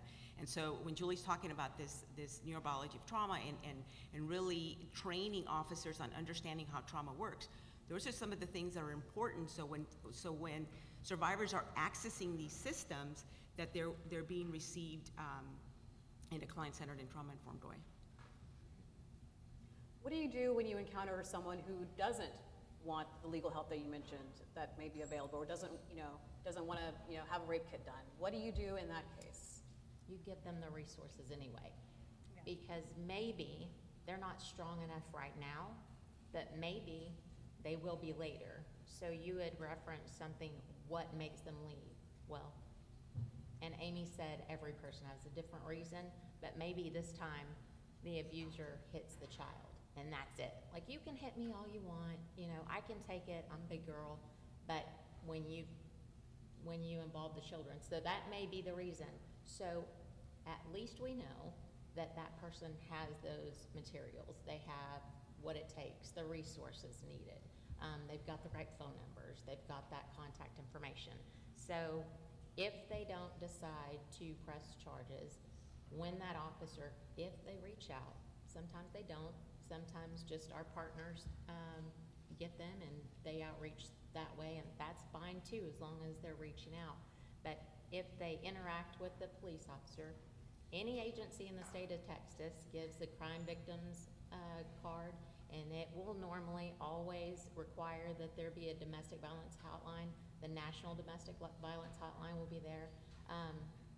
So they will have that, and when they do reach out and they are strong enough, hopefully they're armed with the tools they need to get some help. I'd like to add to that. In our division, we specifically, we conduct over 3,300 interviews per year. Our caseworker staff is just inundated with casework, with interviews of victims. One of the types of interviews they perform are called criminal case interviews. So these interviews are where the victim might come and say, I don't want to press charges. That's actually what they are. They don't want to press charges, they want to drop charges. That's where they go to drop charges, right? And we interview those people. We take time to interview those victims. We listen to them. I think that's one of the strongest assets and the things that we do best. We listen to survivors. We do not judge them. We don't force them to move forward with their case. We don't make them feel bad about it. We listen to them. We still offer resources. Like Julie said, we still safety plan. And what we've seen is by us taking the time out to do that, several of them have come back and said, you know what, I'm ready now, right? I want you to help me. What can you do? But in the meantime, what they've seen is that we've kept going with the case. So we haven't just dismissed the case simply because they wanted to. We're still seeing how we can hold that offender accountable in an evidence-based way, and that really is supportive. It's encouraging to the survivor to know, man, I didn't want to at that particular time, or I wasn't able, but you all cared enough to still move forward. So that is one of the main services that we provide in the Domestic Violence Division of the DA's office. I think one other thing is that domestic violence and sexual assault are problems in our community. They're not just problems here within these systems. And so we know and recognize that people are not always going to go to criminal justice. They may not even access social service agencies like ours or community-based organizations, but they may be talking to someone. And so I think it's important for us and all of us, people up here on the panel, provide lots of training in the community. So that's important to provide the training to professionals, whether it's clergy, whether it's whoever, social workers, whoever who might be able to learn very specific skills on what they can do. And Amy alluded to it, it's the 3 R's, it's a national 3R thing that people use, and that's being able to recognize what abuse is and being able to respond to it in an effective way. What do you tell someone? And a lot of times, because a lot of questions are framed in very victim-blaming ways, it prevents people from even coming forward even further. And then the last thing is being able to refer people to the right place. So it's talking about domestic violence, this is a community issue, and then training and providing more information in a skills-based way to get people to come forward, because as Julie said, they may not be ready right now, but they may be ready, in the future. We had a recent real-world example of that. We had a case come in for staffing with a police officer in the sex crimes unit, and it was a victim who had been victimized repeatedly by her boyfriend, and she would always run to the neighbor. And I don't remember what the neighbor's background was in, but she was educated, and she was always there. And ultimately, when the victim was ready to come forward, not only was she able to support her and give her a place to go so she could get out, she also was a valuable witness for us to be able to file the charges for the continuous domestic violence, because she had seen over and over again what he had done to her. So that was kind of a real-world example of what Sonia's saying about the importance for everybody to be aware, so that when they see something happening, they know how to help. Are there avenues outside of the justice system for abusers to be held accountable in terms of they end up in some sort of program, if there aren't any charges that are going to be filed, if the victim doesn't want to press charges, what resources are there in that respect? Well, I know Aid to Victims of Domestic Abuse provides their batterer intervention and prevention program. And it's both, my understanding, it's both voluntary and it's court ordered. So oftentimes, you know, in our hotlines, we get those calls. And it's usually the survivor calling and asking, what can I do? Because, you know, what can I do to help the person who's hurting them? And we always refer them to AVDA because there could be a conversation that they have with this person that might encourage them to ask for help. And one thing that is important is that this type of behavior is a choice. It's not something that, you know, that it's just in our society. I mean, this is an act of choice that is being made by people who are hurting others in this way. Anyone else? Anything on that? Nope. Okay. Talk about how this, you know, once a case comes to the justice system that doesn't just impact the survivor, how does it impact their entire family in terms of people who may have to testify, children who may have to testify? Talk about the impacts that it has on everyone else around that survivor. Sure, that's a tough one, right? I mean, so many children, not only in this county, but in the state and the nation, witness domestic violence. I'm very transparent. I'm a child victim of domestic violence. I witnessed that in the home, and I know firsthand the kind of emotional effects that it has, and even today, the PTSD that I, you know, honestly still experience from that. One of the things that we are very cognizant, and I think Traci would agree with me, when we're prosecuting cases, the officers will oftentimes put the children in the offense report. I mean, they were there, they were witnesses. I mean, they're victims of a crime as well. But if we can avoid, if possible, if we can avoid putting that child on the stand, if we can avoid re-victimizing them, because I do feel that it is a re-victimization, we will do everything we can to do that. We can't always, obviously, do that. There are times where we have to do it, and when we do that, we have partners such as Children's Court Services. We have victim advocates from Celeste's group that will accompany the children, prepare them, you know, kind of walk them through what to expect. It's always the hardest victim for me to have to direct, to have testify, because it's tough for children, but obviously it impacts whole families, and so I'm very also proud. So that's what we're doing. That's from the criminal justice perspective, but also I know that when domestic violence survivors come into our social services unit and they have needs for children to have therapy or counseling, or they need assistance for whatever it may be for their children, we have now direct contacts at these wonderful community-based agencies to get the children of the other family members support, because we know it's not just the victim that night who got assaulted. It has, so the vicarious trauma is real, and so we're very cognizant of that. Yeah, I mean, and just to add to that, we know that the impact could be very negative for children in terms of just their social development and just the relationships that they're going to build in the future. So we know that early intervention is better, and so in many of our programs that are community-based or in Children's Assessment Center, wherever you go, we know that there are techniques that are being used where they intervene, but there's also prevention techniques, because ultimately what we're trying to do is stop the violence from continuing on. What other resources, what else do you need to do your jobs better? What do you think that, you know, we as citizens, the community can do, state, local government funding? Talk to me about some of those challenges you may face. Well, I'm happy to talk about Where do we start? The nonprofits on the. So I think one of them is having panels like this is incredible. I mean, you have lots of people who I assume are going to be social workers or are already social workers. This is pretty amazing, and many of our organizations, that's who we get the referrals from. Those are the people who are connecting survivors to services like ours. Getting information about just learning about domestic violence. We know that domestic violence and sexual assault are preventable crimes. Those are very, very important things. But we also recognize that there isn't a lot of services available in our community. Debbie mentioned the number of beds that are available for shelter.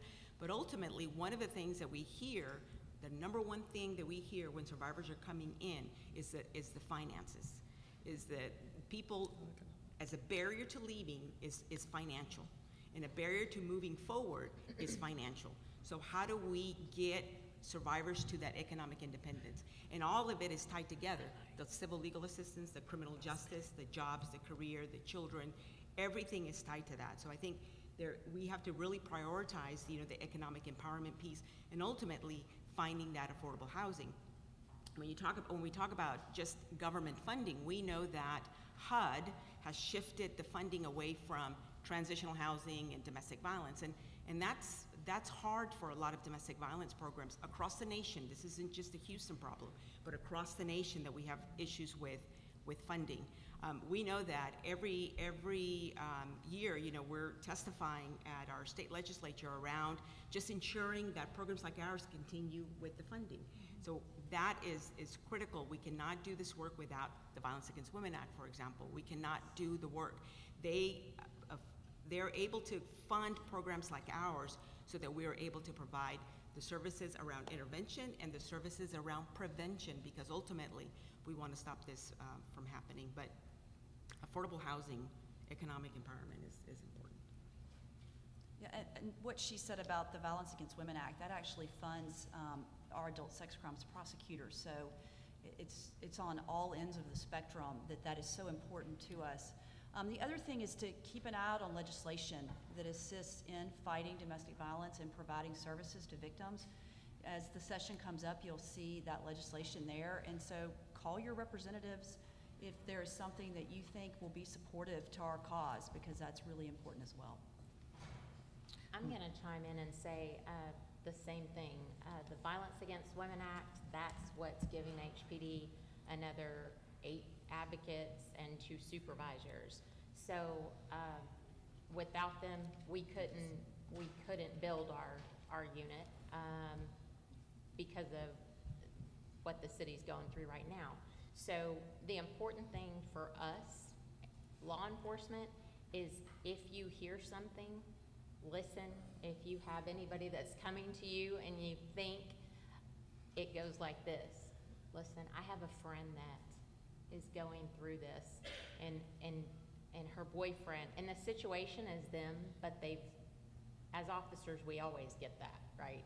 But you just go with it. Okay, and your friend is, and you just go with it.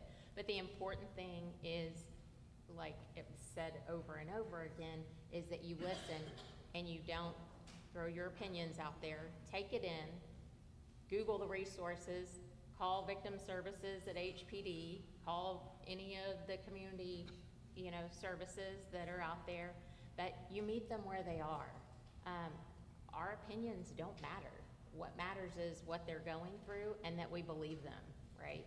So being educated, like Sonia said, about domestic violence, it is happening, even though they put on a pretty face and you never see it. If they have a friend, well, let's just act like that's them. Let's give them all the resources and support, and then maybe one day they're strong enough to come forward and do something about whatever situation they may be going through, because domestic violence is in all forms and shapes and sizes. Sometimes there's no injuries. Maybe it's just financial. Sometimes they're not even able to make a call because the bill is going to that abuser. The mail goes to the abuser. When they get home from work, or if they're allowed to work, the only time they get to go to the grocery store is with a friend, his friend, not her friend. So all those things make it real difficult, and sometimes the only outreach is when the neighbor calls because they hear something, a scream or a loud noise, and the only interaction is just us, and then we call, but they can't do anything. So sometimes it's just the friend, just the neighbor, just the ear that should have never heard what they heard, but just to be more cognizant that we like to live in our bubble and nothing comes in it, but it's really happening all around us and everywhere. There's no boundaries to domestic violence. I do want to tell you about this one act that Senator Corcoran introduced to legislation, and it's called the Helping and Abusive Living Situations. And this was specifically so that HUD then really looks at the resources for domestic violence survivors around housing and shifts that funding specifically designed so that we keep survivors safe. And so it's specifically designed for resources, for money, so pick up the phone and call. So for the past year, I've been working on developing a community-based forensic nursing program to really help close the gap in the medical forensic service that is available in Harris County and surrounding areas. And currently we have victims going to 5 and 6 hospitals looking for a sexual assault exam, which is unacceptable. And like I said, Harris Health is currently the only program or hospital system that will specifically address domestic violence needs for a patient. So these are things that really have to change in our community. And so while working with our partners here, I've tried to create a model to where we can be in the community where patients are at. We can be inside Hawk and the Bridge, and that way they can come and get exams there so that insurance is not billed and they don't have to have disclosure to maybe somebody that they fear, right? So we're really trying to look at all angles of barriers for these victims and figure out how do we work past it, how do we fix it, and really working together collaboratively I think is key there. I think everybody's echoed the main theme about what we need is resources. We definitely all need resources, and my colleague Maisha says here, we need VAWA to be reauthorized, just period, end it simple. And Congresswoman Sheila Jackson Lee is leading that charge, supported by not all of her colleagues in Congress, but it's critical. That funding provides the services that you've heard, many of the services you've heard here today.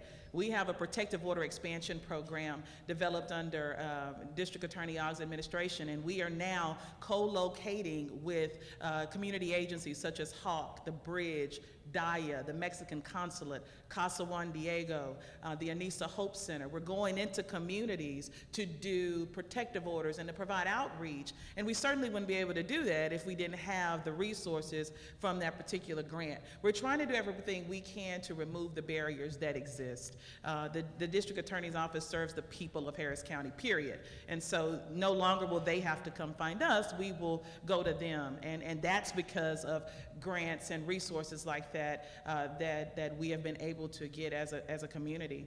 I also want to challenge everybody here. When we think about, we all hear a lot about criminal justice reform, and everybody probably has a different idea about what that means. But I was on a panel nationally where we began to talk about what does that really mean for domestic violence. We're not really having that conversation. And Harris County is really at the forefront. My boss is at the forefront of criminal justice reform nationally. And so when we begin to think about domestic violence reform in that way, I'm reminded of the term restorative justice. What and how can we, advocates, police officers, prosecutors, the medical community, work together to help a survivor on their journey to being restored after a criminal episode? It's not just the conviction. Over 60% of victims do not want to go forward with the cases, and it makes it hard to prosecute. It really does. But justice looks different for every victim, and it's not solely limited to the criminal justice system, which is why I'm so fortunate to have the opportunity to have a boss who said, let's have this conversation, let's dialogue, let's meet with partners, let's form better alliances so we can help those survivors along that journey, because ultimately we all play a part in them being restored. So look inside and figure out how you can contribute to that conversation and how you can align with folks in your community to support survivors in a more effective manner. Thank you. Before we close, we want to hear from another leader in this arena in our community. You heard her referenced earlier by Asia. Dr. Conti Terrell works with survivors of abuse and helps them overcome trauma, and she's now going to share her own story.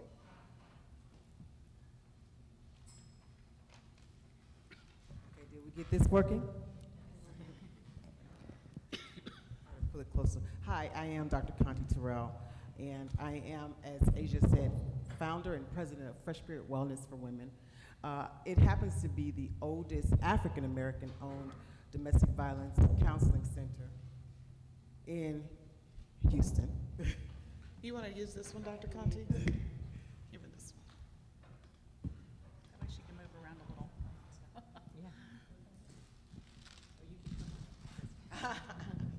All right, thank you. Much better. Okay, and I am an international speaker, international author, and founded Fresh Spirit 20 years ago. But all of that was as a result of being a survivor. And I just want to give a round of applause for both panels because they hit it dead on the nail. They hit it dead on the nail. I stand here as a representative of both panels, someone who is a survivor and someone who is also an advocate in an agency that helps survivors now. And I just want to say that we talk about it's no respecter of persons. And I was one of those people that thought this could never happen to me. And I was also one of those people that thought I dotted all my I's and crossed all my T's when it came to picking my husband. And I thought I had a knight in shining armor who turned out to be Nightmare on Elm Street. And so upon getting out of that, I knew that if it could happen to me, it could happen to anybody. And so one of my unique story was that I didn't need a shelter. My ex-husband was fairly well off. I was fortunate to grow up in a wonderful home, and I had several places to go and lay my head. However, I had no idea what I was supposed to do. I was 90 pounds soaking wet. He stalked me. I was getting counseling originally, but as soon as he found out that the counseling was giving me the strength to walk away, of course he cut the counseling out. And so I couldn't afford a counselor, and I couldn't afford to go, I didn't need a shelter. And at that time, it wasn't a place that I would have gone for counseling. So I found that there was a niche that was missing for women who were educated or attorneys or housemakers or home wives that wouldn't have gone to a shelter. And upon that, I started Fresh Spirit Wellness for Women. And so what we do is we see women, children, and men who are victims of domestic violence and sexual abuse. And we give counseling, domestic violence counseling, because as they said, it's a whole different thing. And we also do training for lay members of churches, pastors, schools. And we do advocacy, much of what AVDA does, and we refer to them as well, work with them as well as work with Harris County Domestic Violence Coordinating Council and Carvana with the District Attorney's Office. And one of the things I do want to reiterate is, and it's been said already, respond. If you're the victim, reach out. And if you're seeing someone, if you're the neighbor, if you're the friend, if you're the church member, we know that it happens to 1 in 4 women, so in every 9 seconds. So trust me, there's somebody that you know that's being abused. Give them the resources that you found here today. I have a woman right now that's a part of Fresh Spirit that someone gave her my card 10 years ago. She set it on her armoire underneath a vase. And 10 years, she is now in my office getting the help. So as we reiterated earlier, be careful how you are there for someone. Listen. You know, there's a lot of negative things that said, you know, why would you go through that? Or I don't see any bruises. My ex-husband strategically did not abuse me in my face, because I was a professional model at the time. So you would have never saw bruises on me. You would have never saw a black eye. You would have never saw a busted lip. But if I took off my clothes, I was extremely bruised. And even with that, I didn't think that I was abused because all of the pictures I saw were women with black eyes. All of the pictures I saw were women with busted lips. So I'm thinking, well, that's not me. But I had been thrown up against the wall, picture frame fell down, and the corner stabbed me in the head, had to have stitches, and I had a concussion, had been thrown downstairs, had a broken arm, had a a ring of keys slammed in my face, as close as I am to ebony, which literally, if I lift the right side of my lip up, you will see that it's reattached to my face from underneath. They didn't do on top because I would have had visible stitches for the rest of my life, a scar here. So even me, with all of that abuse, had to realize I was being abused because it did not look like what I thought abuse looks like. And it did not happen every day or every week. So I thought, well, this can't be abuse. So get the help. And those who are around, if you're seeing something, as we've said, respond. You could just be the one person that saves or helps saves that person's life. God bless you.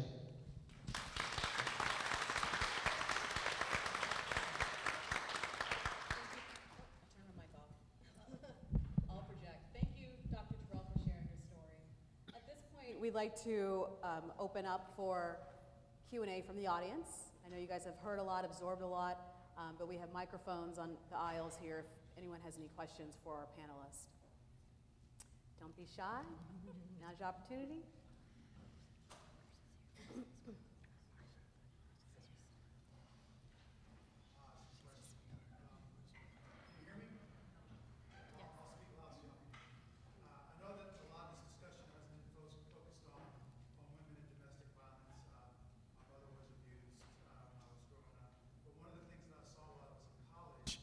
Sorry, this works. When I was in college, I saw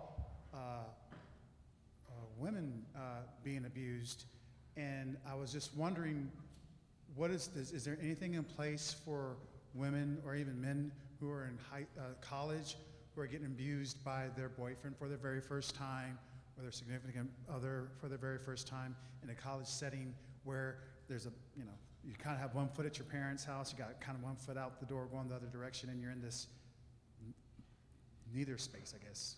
Is there in systems? You want to go? Yeah. Okay. I'm going to answer that, but I think there's probably people in here who could answer that question better. I know we have somebody from U of H, and then Jordan over here. Well, I'm not a student at U of H. I would graduate. But I would tell you that most a lot of universities do have wellness centers or counseling programs where people can go out and access help. I know that many of the universities also partner with other local programs in the community to ensure that people are accessing services in some way. Many of the colleges and universities do also have Title IX coordinators where they can access help. I know Jordan over here, I don't mean to put you on the spot there, Jordan, but she's with Rice, Title IX, and then of course Donna with U of H. Thank you. Okay, so I wrote this down because I know I wouldn't remember all of it. Here at U of H, I briefly talked about this before. Our U of H Wellness Center has services for sexual violence prevention and education. They do workshops and they do awareness programs. Our Title IX office is also the one responsible for taking in complaints for discrimination or sexual misconduct, and also the Women and Gender Resource Center here is also responsible for sexual misconduct support services, and again, that's a confidential service, and it's one in which it's available for students, faculty, and staff. Jordan, do you want to say something about Rice?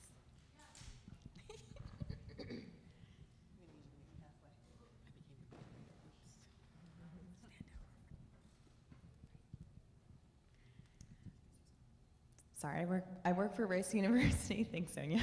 And we have it's called the Office of Sexual Violence Prevention and Title IX Support. So pretty similar to U of H in that we do have the prevention side, but we also have support services. So and I completely agree. A lot of the time, the relationship violence aspect in college can be kind of overlooked, I think, in terms of prevention and what we hear. We hear a lot about sexual assault in college, but it's one of our goals to really educate more, but also have more specific and targeted support services for students who are experiencing relationship violence. Like you said, that parents, one foot in the parents, one foot in the college, but also for graduate students. I work with a lot of graduate students who are experiencing domestic violence at home and then trying to, further their higher education as well. So there's a lot of stuff going on with college students and relationship violence. That's a good point. So I'm going to take that from the law enforcement part. So U of H PD, they have their own police, and Rice University PD, they have their own. Off campus is going to be, of course, HPD or Harris County, wherever they live, that's going to be the jurisdiction. So that agency is going to respond and work that call. And it doesn't matter your age, we're going to handle it like domestic violence. If someone's reporting, she beat me, that's what's going to go in the report. He beat me, that's what's going to, whatever that complainant says. So we don't really take into account the age. When you're in college, you're 17, 18, that's an adult as far as our domestic violence report is going to say. So wherever, who's responding, doesn't really matter, but the jurisdiction, it might be the college PD, wherever that might be. So it's handled a little bit differently, but we still have the same Harris County prosecutors. So I'll speak to this just from, I'm a parent of a college-age daughter who was in an abusive relationship, and I think it's really important that we are talking to our children, because again, like we've talked about on this panel, it's not about hitting. Like, it's not the bruises, it's not broken bones, it's the mental control, the abusive verbal stuff, and that's really what goes deep, and it's really hard for people to recover from. And I think that we need to make sure that our children, I'm not going to say girls because this happens to boys too, I think it's important we're having these conversations, and whatever that dynamic is, if you have nieces, if you have daughters, if you have your best friends have children, whatever opportunity you have to impact that and make them understand that all of that equals abuse, because they don't see it as that. They just see it as this boy really likes me. He doesn't want me to go anywhere else. And the dynamic changes because they don't understand it themselves. And so I think it's really, really important that we're talking to them. Any other questions? My name is Obiangelis Garcia, and I'm here. I work for Catholic Charities. I'm a clinical social worker, and my colleague Alejandra is here with me. We serve crime victims, so that includes a majority of our clients have experienced domestic violence. The majority of them are also undocumented immigrants, and they have so many other challenges in addition to everything you guys have discussed. What we hear a lot is that when they feel threatened, when they're being stalked, when they know the violence is coming, and they report, a lot of times if the person haven't had that physical abuse, they're told that they can't do anything for them because they might be persecuted, or the person is following them, but they haven't touched them. And we actually have many clients who then have been almost killed. And then that's when the intervention from law enforcement happens. So I'm wondering if there's any conversation around changing that, that perception that if I don't have the bruises, if I'm not physically abused and it's just a threat, but a real threat, then I have to die, basically, for that person to be prosecuted. Ms. Garcia, thank you for your question and thank you for your work. Catholic Charities is a very important and valuable resource in our community. The answer to that question is I have a couple of things to say. There are ways that we can charge offenders criminally for non-physical assaults. Terroristic threat, for example, is one, and it's a misdemeanor offense, which means it's not a felony offense, but if that person or that offender is saying or doing something threatening to that person, that can be taken as a criminal charge. Obviously, we prosecute the charges, but law enforcement has to bring us the charge and do the investigation before we can accept it. There are other threats. Aggravated assault can also be a charge if you are threatened with a weapon or something like that. And then, of course, there's stalking. I know you spoke to that. And I know I haven't told the DA this yet, but she's hearing it for the first time today. But we are working on, my next initiative is a stalking initiative, DA Ogg, because that is what we're seeing. A lot of folks who are coming in to the FCLD, they have great stalking cases, but nobody's taking the time. They take a lot of investigation, and we do have very limited resources, but we need to beef that up, and we are working on coming up with a program that we can have investigators and prosecutors spend the time they need to prosecute and investigate those cases. Because doing a review of some of our homicide cases, a lot of those victims never had a criminal charge, yet they were stalked, yet they were, and now cyber stalking is something that is very real and that survivors are dealing with. So we are working on it. Like I say all the time, we are not perfect, but we're trying to get better. But that is something that I think you can see us look forward to ramping up, along obviously with the support of our law enforcement partners. Yeah, and I want to add to that too. You go ahead. Do you? I was just going to say that there's also civil relief in that regard. So there are protective orders that people can obtain for stalking, for other types of crimes that are not necessarily physical violence. We also have sexual assault protective orders. So there are ways to pursue at least trying to get protective orders for individuals who may not have experienced a physical assault at the time. The other thing that is, I want to make sure that people are aware, is that at least in our organization, we are not precluded from helping undocumented individuals. So please refer people who may be afraid to come forward because of their status. Status is not something that will preclude them from getting the assistance that we ultimately provide to them in that regard. So civil protective orders, divorces, custody, things of that nature, their status is not an obstacle if they are willing to pursue those things and try to get that type of help, okay? And I wanted to mention that all of our therapy services for crime victims are free of charge, so it's another referral source. It can be any crime, but a lot of it is domestic violence. And when you were talking about the housing, when they are undocumented, they have barely no access to affordable housing, and it's another barrier, so I hope that that's also something we can work on at some point. Yeah, thank you very much for your comment, and thank you very much for bringing up that issue, because I think that that's an important issue, especially for our community.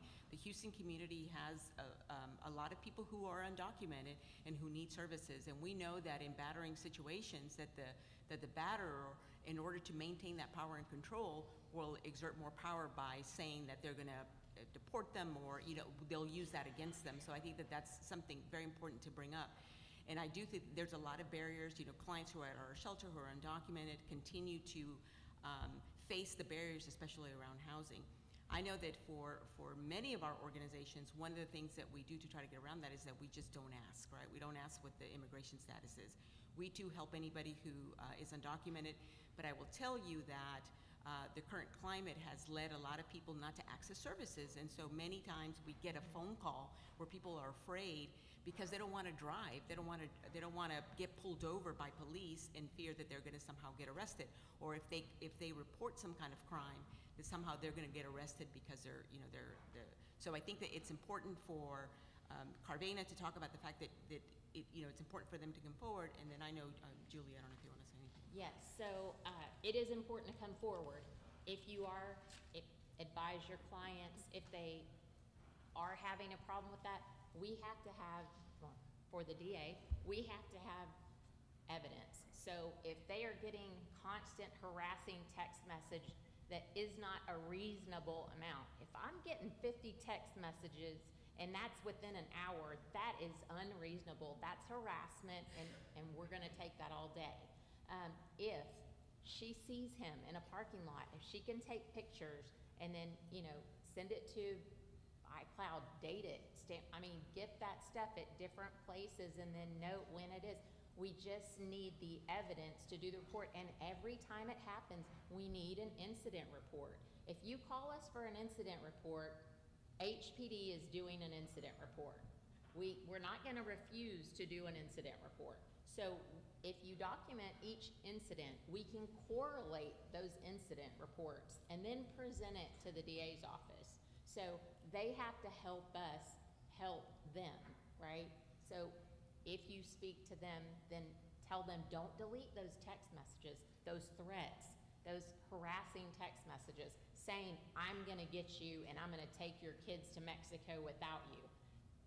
Don't delete that stuff. That's evidence. We need that. So it's critical that they save all the stuff that they may have access to. I saw someone scurry to this microphone. Yeah, go ahead. Hi, can you hear me? Yeah. I am a student of social work, a graduate student of social work, and I'm here today because this topic is very close to my heart. I started my journey into recovery from domestic violence 8 years ago, and now I'm a graduate student of social work, and I had the opportunity to work with a lot of victims, so it was easier for me to relate for this. Also, I wanted to share that in that transition, there was, and I want to read this to everyone because I think this was very important to me. There is a faculty person here that is very well known, and her name is Brene Brown, Dr. Brene Brown, and she helped me through this process with her books, and that's how I got into graduate school and do what I wanted to do. And after I read this, I want to explain what this really means. And she says, daring greatly means the courage to be vulnerable. It means to show up and be seen, to ask for what you need, to talk about how you're feeling, and to have the hard conversations. So I heard that, and I feel I did it. But I want to share something else. As I moved forward in my recovery from domestic violence, and I got out of a very hard relationship, I reached out to everyone that I was told to reach out. However, there is something very important that one of the, I think her on the corner, she said something about everyone working together in different agencies, and I feel that even though I had the hard conversations, I feel that when I hear things such as, we give resources in case the victim decides to use in the future. I have been in that place, and I have been told that, why didn't you do it before? When I try to get something to protect my children, because even though now I'm not in that relationship, my children are paying for that. And now that I want to use my resources and what I was told to do, they're telling me I can't do it anymore. When they tell me, talk to a friend, talk to a therapist, talk to someone, tell them the story, and that can be used to protect your children in the future. That wasn't the case. I found that when I related that to authorities, and I'm not talking to anyone specifically being here, but other agencies, I found that I was doing the work, basically, and no one was listening to me. No one was reaching out to anyone that I was told in the past to reach out for evidence when I was ready to come forward. And then, I heard someone also saying, we don't want to re-traumatize the children by re-exposing them. So how do I ask you today, how do we do that as a society when we're reaching out, when we finally have the courage to reach out?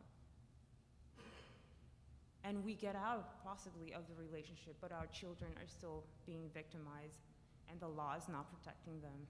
There's nothing protecting them because, I don't know, maybe someone can help me answer that. The person has never been charged. The children are still being victimized.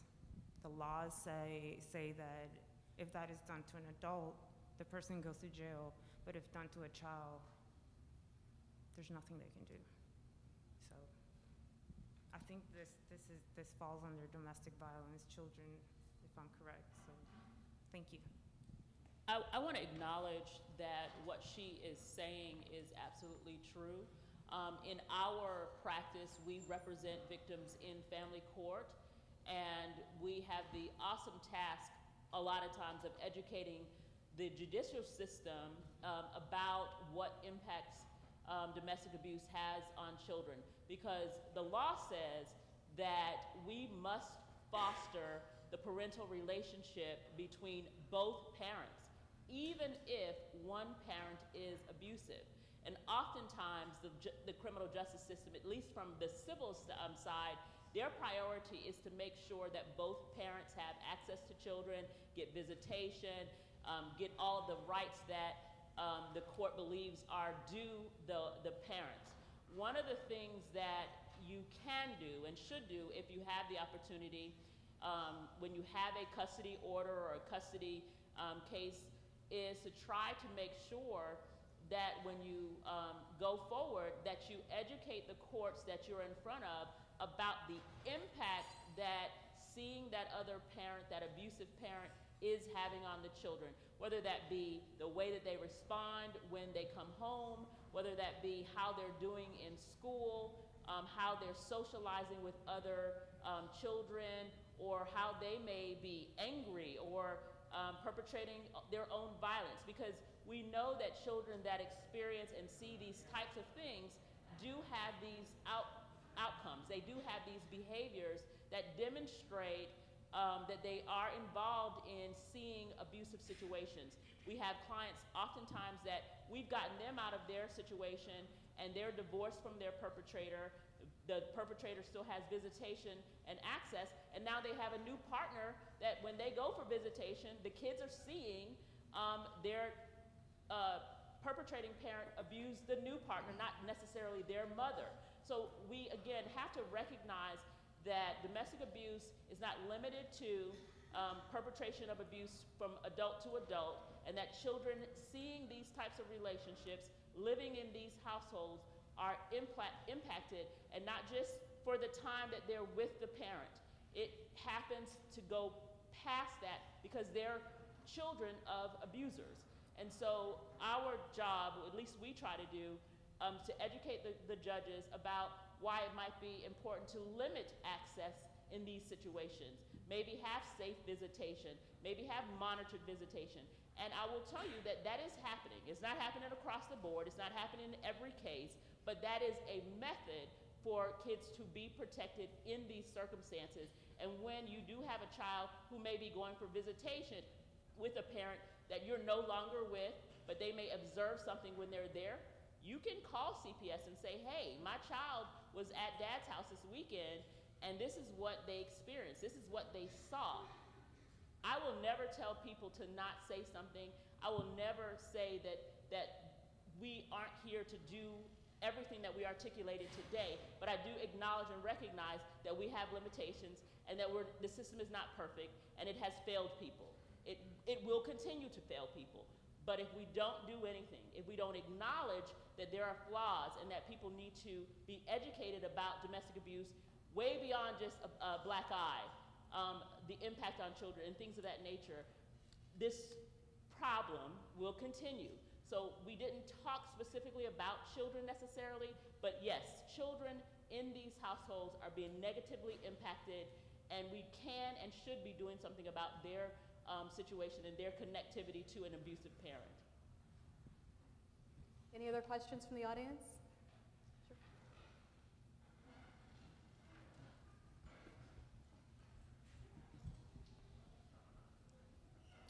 Thank you. My name is Linda. I'm a survivor of domestic violence, and I'm really very nervous right now. I thought it wasn't going to be, but I've been through much therapy in these last 3.5 years because I shot my abuser, and he died. And I had been to Houston Area Women's Center. I called Bridge Over Troubled Water. This was in 2014, 2015. I've been to AVDA, and I just feel like I'm still left shattered.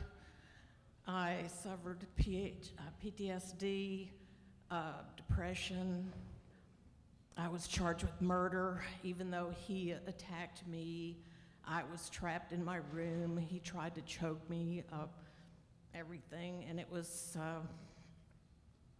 and I had gone and tried to get a domestic